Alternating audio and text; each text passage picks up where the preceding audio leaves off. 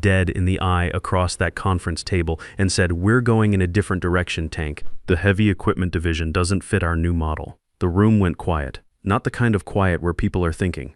The quiet where everyone knows something just broke and nobody wants to be the first to look at the pieces. There were 12 people at that table. Dispatchers I'd trained, operations guys who'd worked under me for years, my assistant supervisor Tony who'd been with me since the beginning. Outside the window, I could hear a diesel engine warming up. One of our Peterbilt 389s getting ready for a morning run with a D9 Caterpillar strapped to the back. Inside, nobody moved. They all found something interesting to stare at on the tabletop. My name is Marcus Sullivan. People call me Tank. I'm 48 years old. And for 18 years, I built the heavy equipment transport division at Kellerman Heavy Transport in Fort Wayne, Indiana. Not on paper, not with some fancy title. I built it from the ground up, one oversized load at a time. Let me back up. I got out of the Army in 2006. Did my time in logistics, moving equipment and supplies in Iraq. Good at it too. Had a knack for figuring out how to get a 40-ton piece of machinery from point A to point B without taking out any bridges along the way. When I came home, my marriage was already falling apart. Carol had been handling everything alone for 3 years, raising our daughter Lisa while I was overseas.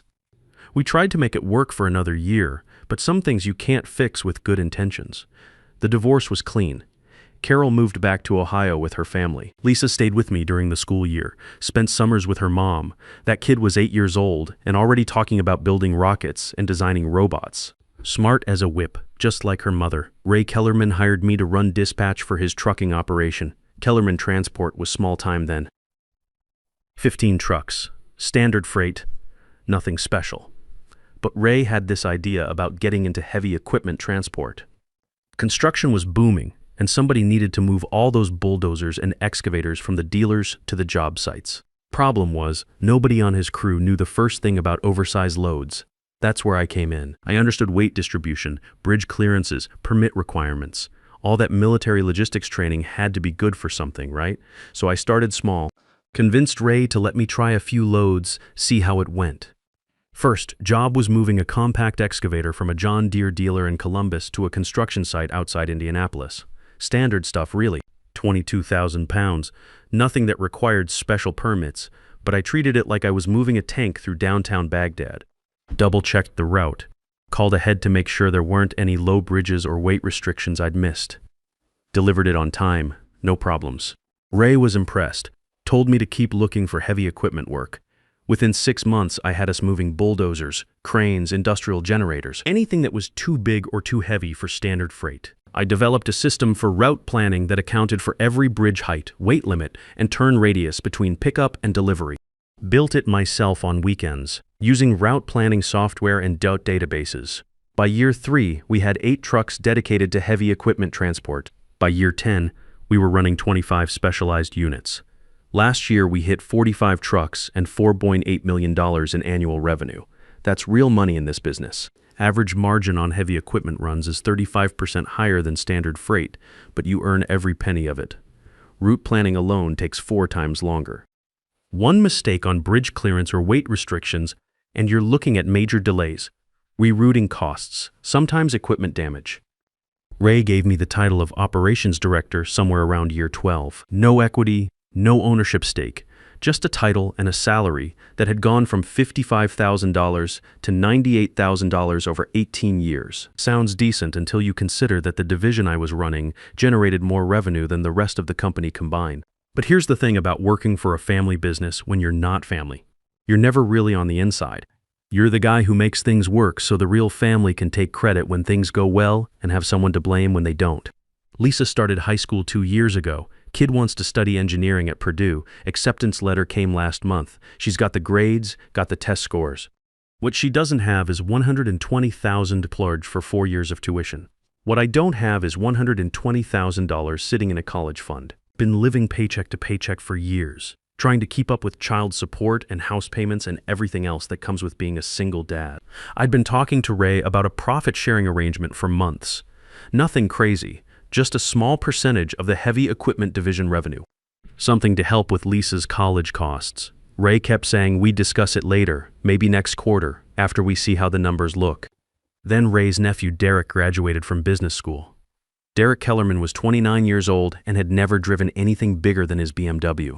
What he had was an MBA from Indiana University and a head full of business theory that had never been tested against reality.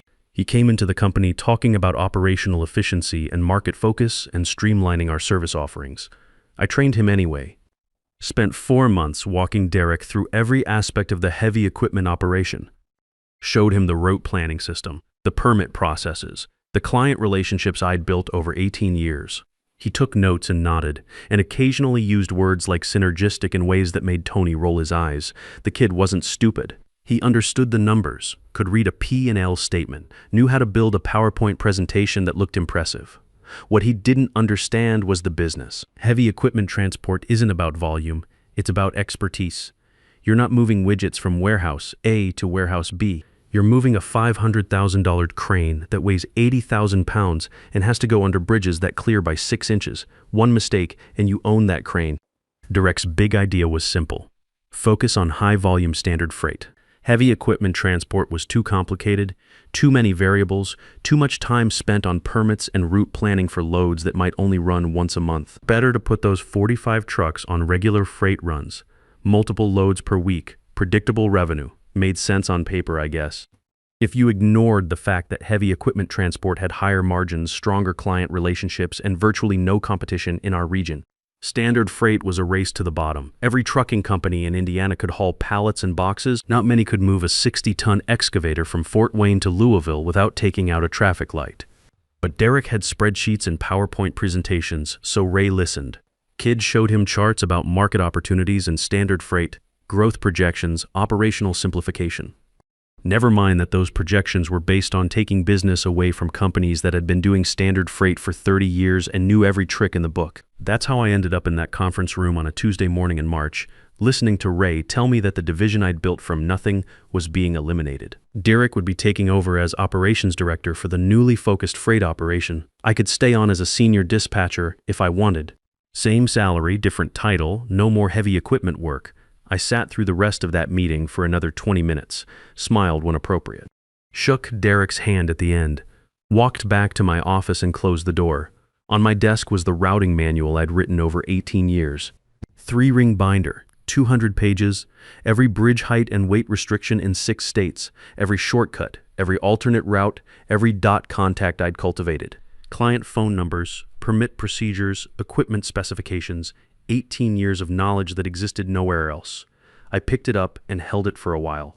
Thought about the first crane move I'd done for Acme Construction 15 years ago. Emergency job had to get a tower crane to a downtown Indianapolis site over a weekend. Every other company in the state said it couldn't be done.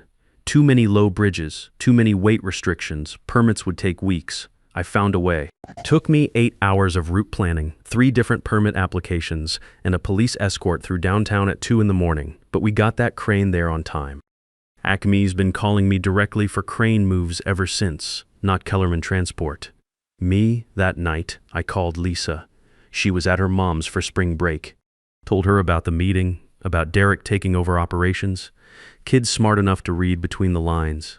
What about my college fund, she asked. I told her we'd figure something out, always did before. What I didn't tell her was that I'd already started figuring. During that meeting, while Derek was explaining his vision for streamlined operations, I'd been thinking about something else entirely.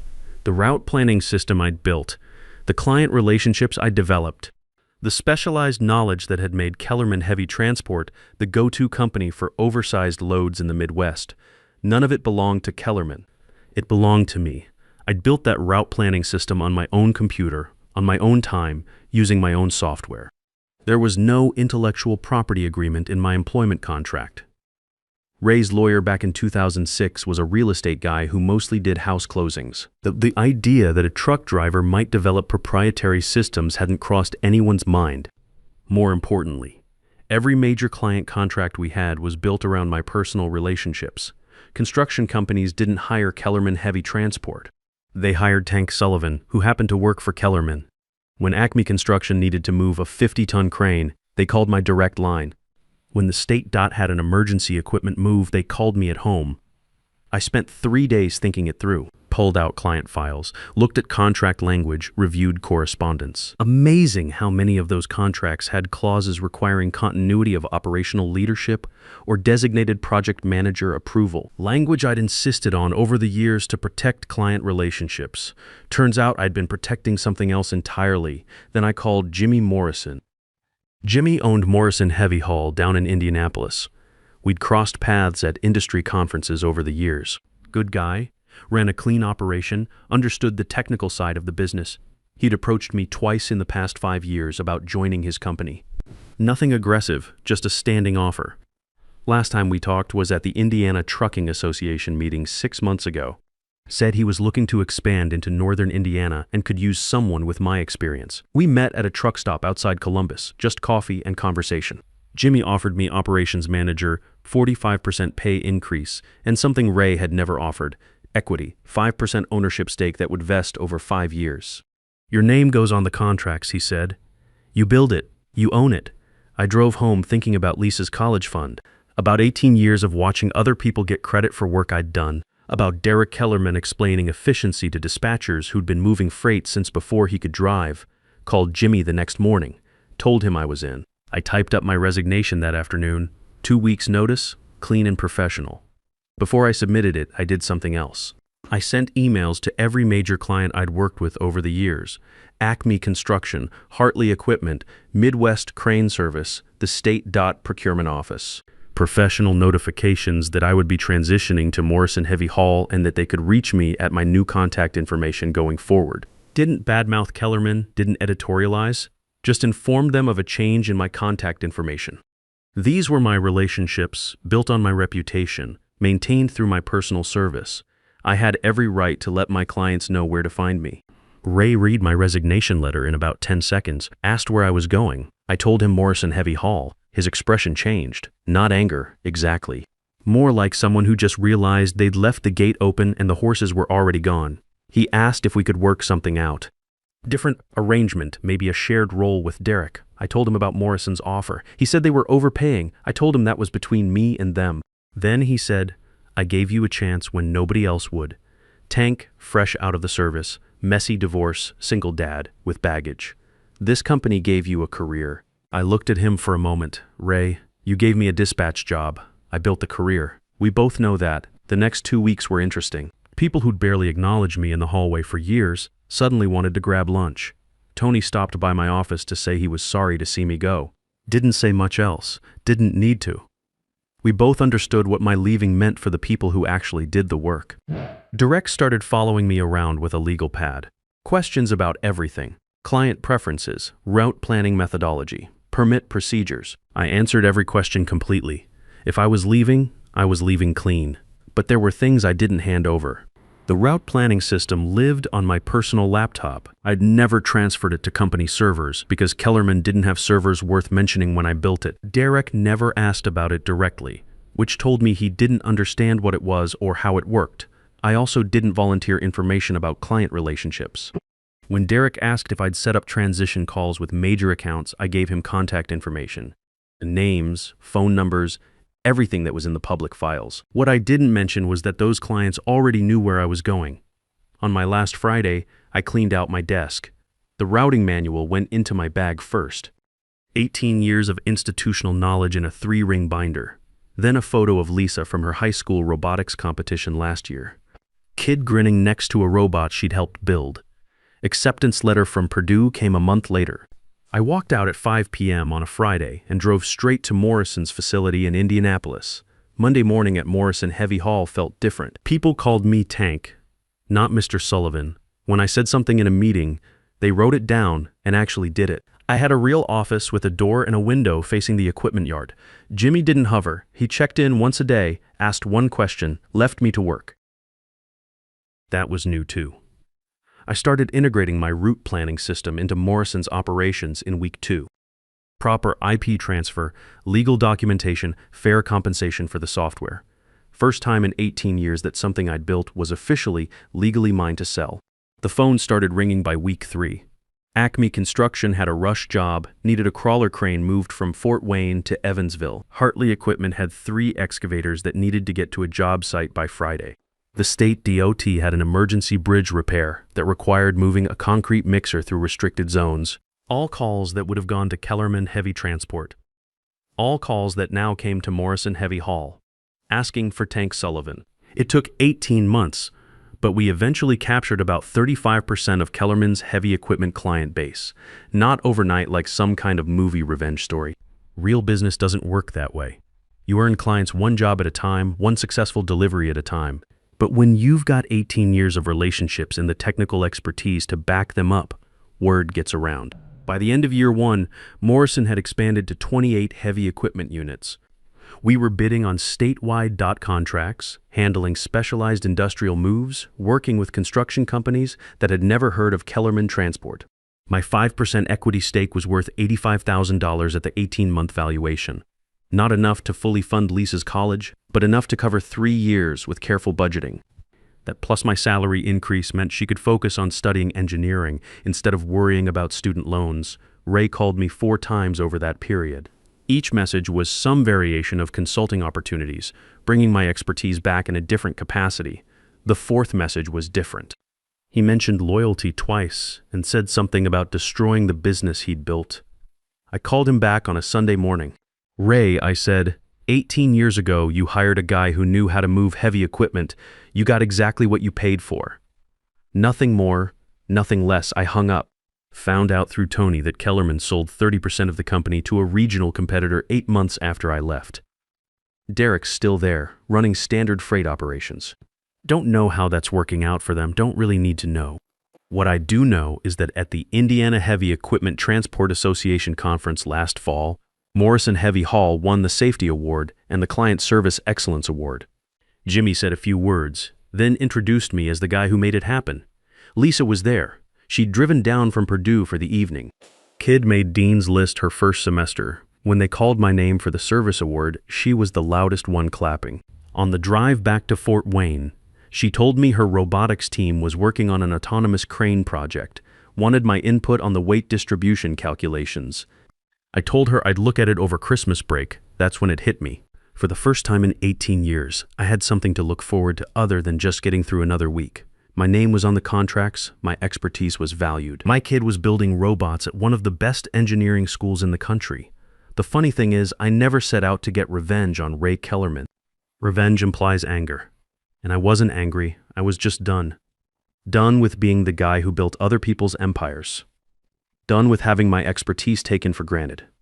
Done with watching MBA kids get credit for systems they didn't understand and couldn't replicate. What I did was simple. I took my knowledge and my relationships and I went somewhere they'd be valued.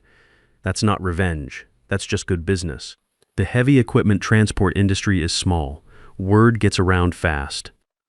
Within 2 years, everyone knew that Tank Sullivan had moved from Kellerman to Morrison and taken most of the expertise with him. Some people saw it as betrayal. Others saw it as long overdue. Tony called me about 6 months after I left, said things were different at Kellerman. Derek was struggling with the heavy equipment clients who hadn't followed me to Morrison. Turns out you can't just eliminate a specialized division and expect the knowledge to stick around. The route planning, the permit processes, the client relationships, all of that walked out the door with me. Kids learning the hard way that spreadsheets don't move cranes, Tony said. I told him there was always room at Morrison for experienced dispatchers. He said he'd think about it. 3 months later, he put in his notice at Kellerman. He's my assistant operations manager now, handling the day-to-day coordination while I focus on business development and client relationships. Jimmy made me a full partner 18 months after I joined. Not just equity, but real partnership. My name's on the door now. Morrison Sullivan Heavy Transport. First time in my career that my name's been on anything official. Lisa calls me every Sunday, usually with questions about some engineering project she's working on. Last week it was stress analysis on bridge supports. Week before that, hydraulic system design for heavy machinery. Kids building the future, and I'm helping pay for it with clean money from work that has my name on it. She graduates next year with a degree in mechanical engineering. Already has job offers from 3 companies, including one that specializes in crane design. Says she wants to understand the machines from the inside out, not just how to move them from place to place. I told her that's the smart way to do it. Build something that's actually yours. Today, it's been 3 years since I walked out of Kellerman Heavy Transport. Morrison Sullivan handles about 60% of the heavy equipment moves in central Indiana. We've got 40 specialized units, 25 full-time employees, and enough work to stay busy through next year. The business I built at Kellerman over 18 years, I rebuilt at Morrison in 3 years. Difference is, this time I own it. Lisa's finishing her junior year at Purdue. Kid made Dean's List again last semester. She calls me every Sunday, usually with questions about some engineering project she's working on. Last week it was stress analysis calculations for her senior design project, a mobile crane that can adjust its own counterweight based on load conditions. "Think it'll work, Dad?" she asked. I told her it would. Kid's got good instincts for engineering, gets that from her mother, but the persistence, the refusal to give up when things get complicated, that she gets from me. Ray Kellerman retired completely last year, sold his remaining stake in the company to the regional competitor who'd been buying pieces of it since I left. Derek moved to Chicago, got a job with some consulting firm, probably telling other companies how to streamline their operations. I don't think about them much anymore. You can't build a future by looking backward. Here's what I want to leave you with. If you've spent years building something inside a structure that was never designed to see you, you already know what I'm talking about. You've felt that slow realization that loyalty only runs one direction in certain rooms. Know what you actually own. Not what you've contributed to, not what you've been allowed to use. What is legally, documentably, provably yours. Your relationships, your systems, your methods, your reputation. Document everything, date everything. Understand the difference between their property and your leverage. And when the day comes, don't leave angry. Leave prepared. That's when everything changes. I'm 51 now. Lisa's got 1 more year at Purdue, then she's off to build robots or design bridges or whatever catches her interest next. Morrison Sullivan Heavy Transport is profitable, growing, and built on systems I own and relationships I've earned. That's what matters. Not revenge, not proving points, just building something that's actually yours and passing it on to the people who matter. 21 years ago, I was a divorced single dad with an Army logistics background, trying to figure out how to make a living in the civilian world. Today, I'm a business owner whose daughter calls him every Sunday to talk about engineering projects. Some stories have happy endings. Sometimes you just have to write them yourself. The difference between loyalty and stupidity is knowing when the other person has already made their choice about your value. Real security isn't a paycheck from someone else's company. It's owning something so valuable that people have to come to you to get it done right.